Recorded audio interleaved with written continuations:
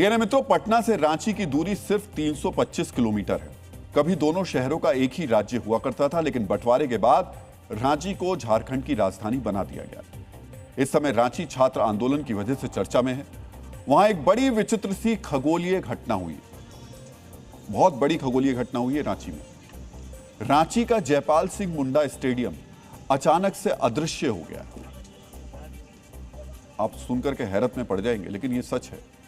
शहर के बीचों बीच होने के बाद भी यह स्टेडियम ऐसे गायब हो गया है कि कुछ लोगों को यहां तक आने का रास्ता ही नहीं मिल पा रहा है। यहां तक सिर्फ झारखंड के छात्र ही पहुंच पा रहे हैं, बाकी कोई नहीं। ना आंदोलन जीवी पहुंच पा रहे हैं, ना तथाकथित छात्र नेता पहुंच पा रहे हैं, और ना ही छात्रों की बात करने वाले राजनेता पहुंच पा रहे हैं। इन सब के लिए यह स्टेडियम अदृश्य हो गया है। हम इसे इसलिए कह रहे हैं क्योंकि जो लोग आज से कुछ दिन पहले तक दिल्ली के जंतर मंतर पर बैठकर छात्र हित की बात कर रहे थे, उनमें से कोई यहां नहीं आया है। रांची के इस स्टेडियम में पिछले 10 दिन से छात्र आंदोलन चल रहा है, लेकिन जंतर मंतर वाले कोई भी यहां पर नहीं आए।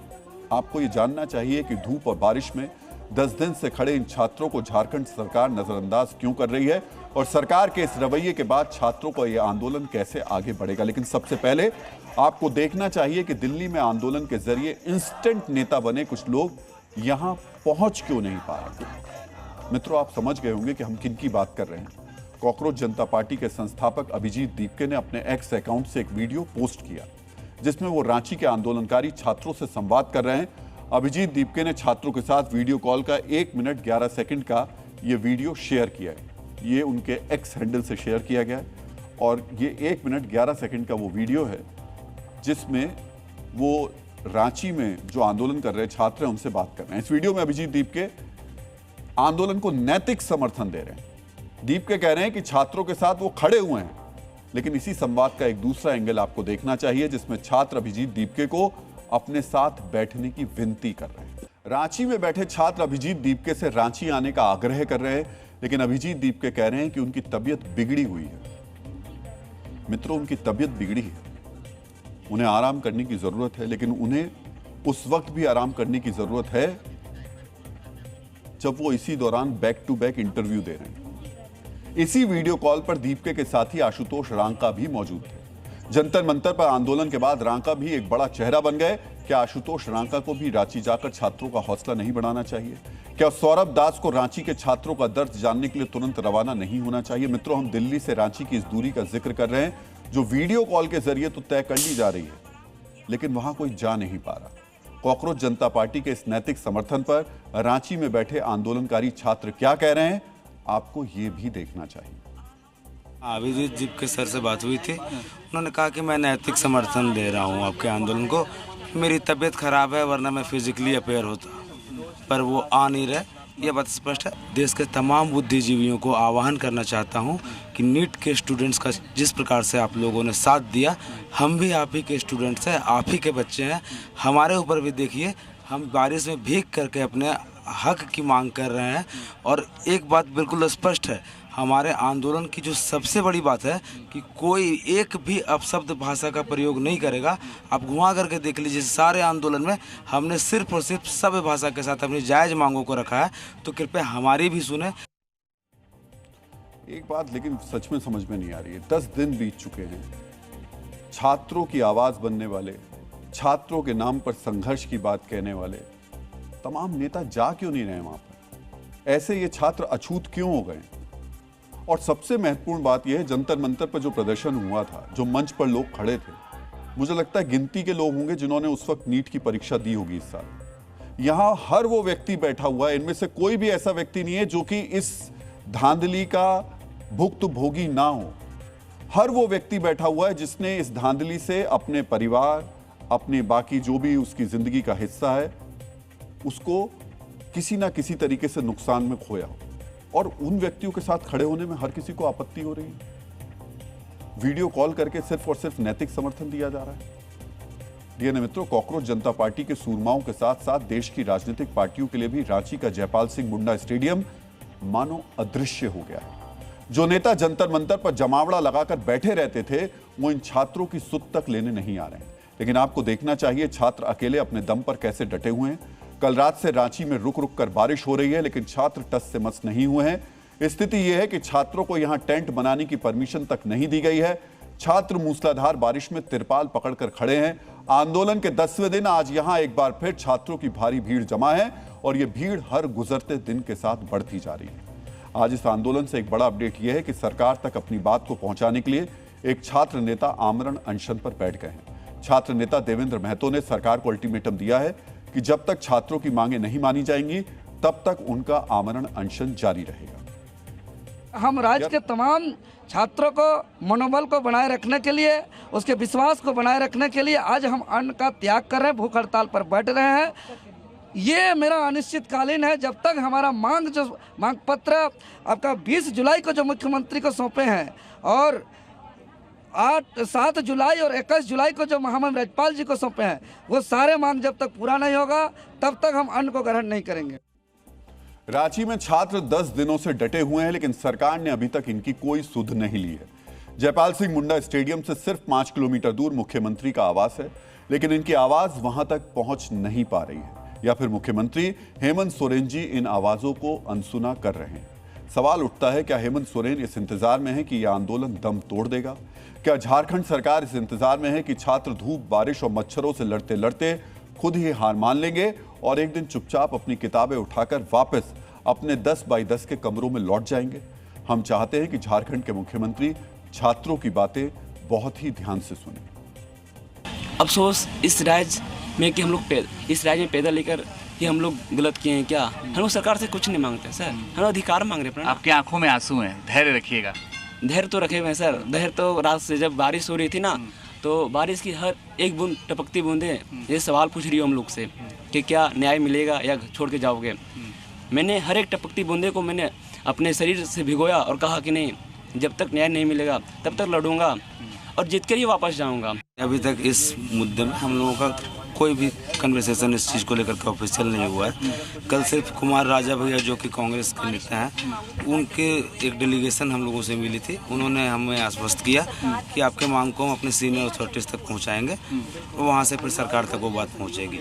इसके अलावा किसी पार्टी का या किसी भी ऑफिशियल ऐसा कोई भी चैनल है हम लोग बातचीत अभी कुछ भी नहीं हुआ है। सरकार को कहीं ना कहीं ये भय है, डर है, ठीक है, फोबिया है। तो हम जिस चीज़ को बचाना चाहते हैं, अगर सीबीआई जांच करेगी, ईडी जांच करेगी तो उजागर हो जाएगा।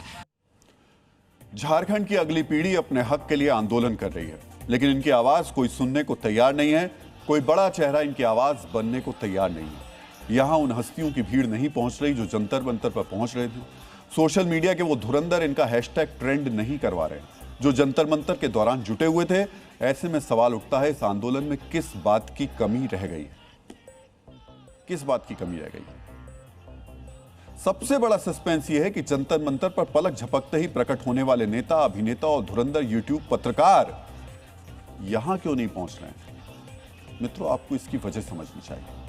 दरअसल रांची के छात्रों के मंच से कोई धार्मिक, जातीय या राजनीतिक बातें नहीं की जा रही है। पॉलिटिकल एजेंडा नहीं है, इसलिए राजनीतिक पार्टियों ने इससे मुंह मोड़ लिया। रांची में छात्रों के मंच से भारत को बदनाम करने का मौका भी नहीं मिल रहा है। शायद इसी वजह से वो जो अंतर्राष्ट्रीय मीडिया है, जिसकी नजर हमेशा इस बात पर रहती है कि भारत में कमियां निकालें और उसको बड़ी बड़ी हेडलाइंस बना करके छापें या फिर टीवी पे दिखाएं, उसका भी इंटरेस्ट नहीं है। आजकल वैसे उसका इंटरेस्ट उन तमाम जंतर मंतर पर घूम रहे गालीबाजों के इंटरव्यू को लेकर के है और ये बताने को लेकर है कि देखिए कितने पीड़ित हैं, बहुत पीड़ित हैं। पहले गाली दी, उसके बाद अब लोग जब उनसे कुछ कह रहे हैं तो ये उन्हें पीड़ित किया जा रहा है, इसमें व्यस्त हैं। ये नहीं दिख रहा है उनको। और शायद इस आंदोलन की सभ्य भाषा और यहां जुटे संयमित छात्र उन यूट्यूबर्स के एजेंडे को सूट नहीं कर रहे हैं, इसलिए यहां मोबाइल कैमरे वाली कथित पत्रकारिता भी नहीं हो रही। कोई पुलिस के सामने नहीं घूम रहा है, कोई खड़ा होकर के किसी के बारे में अपशब्द नहीं कहलवा रहा है, और कहलवाना भी नहीं चाहिए, कहलवाना भी नहीं चाहिए। ये छात्र हैं, वो भी छात्र थे जो जंतर मंतर पर बैठे थे। लेकिन हम जो ये तुलना कर रहे हैं वो इसलिए कर रहे हैं क्योंकि कुछ लोगों ने कैसे एक आंदोलन को एजेंडे के रूप में अपने फायदे के लिए इस्तेमाल किया, और आज जब असली छात्र बैठा हुआ है, छात्र वहां भी असली थे, मैं ये नहीं कह रहा कि वहां छात्र असली थे, लेकिन जब ये अपने असल मुद्दों के साथ यहां पर बैठे हुए हैं तो ये अछूत हैं, क्योंकि इससे आपको YouTube पर उतने सब्सक्राइबर्स नहीं मिलेंगे, लाइक्स नहीं मिलेंगे। गरीब बच्चे हैं। आपको देखना चाहिए कि रांची में छात्रों के मंच का कोड ऑफ कंडक्ट यानी आचार संहिता है क्या। डीएनए मित्रों, ये आंदोलन कई मायनों में अलग है, क्योंकि ये जेन जी के साथ साथ जेन अल्फा का भी आंदोलन है। इस आंदोलन से लोग इस उम्मीद से भी जुड़ रहे हैं कि उनके साथ उनके बच्चों का भविष्य संवरे। इस आंदोलन में आए लोग क्या कह रहे हैं, ये भी आपको बहुत ध्यान से सुनना चाहिए। जब माँ बाप अपने घर से अपने बच्चे को जब बाहर भेजते हैं ना, तो उनकी आंखों में एक उम्मीद होता है कि जब बच्चा आएगा तो कुछ लेकर आएगा। लेकिन दुख होता है कि जब वापस जब जाते हैं तो जाने का मन नहीं करता है कि कैसे जाएं, कैसे अपने परिवार को मुझ किस रूप में देखा है। घर पे बता के नहीं आया कि मैं यहाँ प्रोटेस्ट में जा रहा हूँ, अन्यथा वो लोग मुझे आने नहीं देते। बट मैं बोला उन लोगों के जहाँ भी हूँ सही हूँ, ठीक है, भरोसा रखिए, बट घर पे बता के नहीं आया मैं। दुष्यंत कुमार की कविता है, हो गई है पर पीर परवस्सी पिघलनी चाहिए, इस हिमालय से कोई गंगा निकलनी चाहिए, मेरे सीने में नहीं तो शेर सीने में सही, हो कहीं भी आग लेकिन आग जलनी चाहिए। और सिर्फ हंगामा खड़ा करना हमारा मकसद नहीं, मेरी कोशिश है कि ये सूरत बदलनी चाहिए, ये व्यवस्था बदलनी चाहिए। इन लोगों की आंखों में ये आंसू, इनकी आवाज में ये बेबसी और इनके अंदर ये आक्रोश क्यों है, अब आपको उसके पीछे की वजह भी जाननी चाहिए।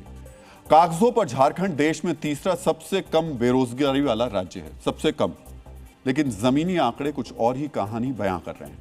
राज्य सरकार के पोर्टल पर करीब 4 लाख शिक्षित बेरोजगार दर्ज हैं, लेकिन एक सर्वे के मुताबिक राज्य में शिक्षित बेरोजगारों का वास्तविक आंकड़ा 15 लाख के पार है।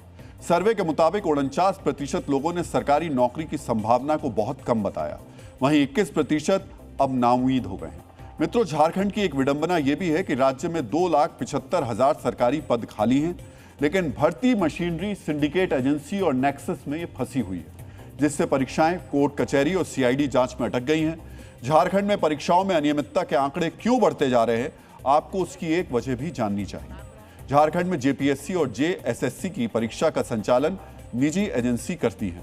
मई 2025 में जेएसएससी ने जिस एजेंसी को पेपर लीक की वजह से ब्लैकलिस्ट किया था, जून के महीने में उसी एजेंसी को जेपीएससी की परीक्षा करवाने का ठेका दे दिया गया। मित्रों, इस एजेंसी पर यह आरोप लगते हैं कि यहां काम करने वाले कुछ कर्मचारियों और कंपनी में काम करने वालों के नजदीकी रिश्तेदारों की नियुक्ति करवा दी गई है। अब सवाल उठता है, जब इतना कुछ खुलेआम चल रहा है तो फिर सरकार क्या कर रही है? तो आपको जानना चाहिए कि झारखंड में कानून का मजाक कैसे बनाया जा रहा है। फरवरी 2023 में झारखंड प्रतियोगिता परीक्षा अधिनियम को पारित किया गया। इसके तहत पेपर लीक के मामले में आजीवन कारावास और 10 करोड़ जुर्माने का प्रावधान रखा गया, लेकिन कानून लागू होने के 11 महीने के अंदर जेएसएससी सीजीएल का पेपर लीक हो गया। इस मामले में अभी तक लेकिन कोई दोषी करार नहीं दिया गया है। सजा दिलवाने के लिए पेपर लीक साबित करना जरूरी है, जो सीआईडी कर ही नहीं पाई है। यही वजह है कि रांची में जारी आंदोलन की एक बड़ी मांग यह है कि जेपीएससी और जेएसएससी पेपर लीक के मामले की जांच सीबीआई को सौंपी जाए। अपनी मांगों के साथ छात्र डटे हुए हैं, लेकिन सोशल मीडिया पर एक मशीनरी ऐसी भी लगी है जो ये दिखाने में जुटी है कि झारखंड सरकार छात्रों के हितों में तो बहुत पहले से काम कर रही है। एक साथ सोशल मीडिया पर कई ऐसे पोस्ट शेयर किए जा रहे हैं जिनमें लगभग एक ही चीज लिखी हुई है, या यूं कहें कि कॉपी पेस्ट किया जा रहा है। इसके जरिए यह बताया जा रहा है कि झारखंड सरकार पेपर लीक के मुद्दे पर कितनी संवेदनशीलता दिखा रही है। जिस तरह गंभीरता के साथ कार्रवाई की जा रही है, इस कॉपी पेस्ट टूलकिट ने एक दूसरे की गलतियों को भी कॉपी पेस्ट कर दिया है। इन पोस्ट में ओएमआर यानी ऑप्टिकल मार्क जो होता है, ये देखिए, ये वो कॉपी पेस्ट का जो हम आपको टेक्स्ट है वो दिखा रहे हैं, और इस कॉपी पेस्ट में कुछ चीज़ें ऐसी होती हैं जो जब कर लेते हैं तो उसमें आप गड़बड़ी कर जाते हैं। जहां ओएमआर लिखना था उसकी जगह हम देख रहे हैं यहाँ पर ORM लिखा हुआ है। एक गलती सबके साथ एक ही जैसी बिल्कुल दिखाई दे रही है। तो फिर सवाल उठ रहा है कि क्या ये मैसेज कहीं से आया है और इस मैसेज को एक साथ कॉपी पेस्ट करके डाल दिया गया है? सवाल यह भी है कि इन मैसेजेस को भेज कौन रहा है?